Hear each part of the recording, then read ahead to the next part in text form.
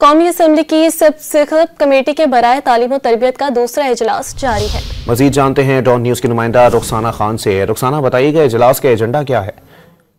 जी बिल्कुल, कौमी असम्बली की कायमा कमेटी बराए तालीम और तरबियत का इजलास जारी है और इजलास में जो है वो मुख्तलिफ एजेंडाज रखे गए हैं, जिसमें जो है वो HEC के जानिब से भी जो है ब्रीफिंग दी जा रही है और कमेटी मेंबर जो हैं उनकी जानिब से कहा जा रहा है कि अगर HEC बेहतर काम कर रही होती तो हम सवाल ना उठाते और HEC को ताला लगा दें, कौम के पैसों से तनख्वाहें दे रहे हैं।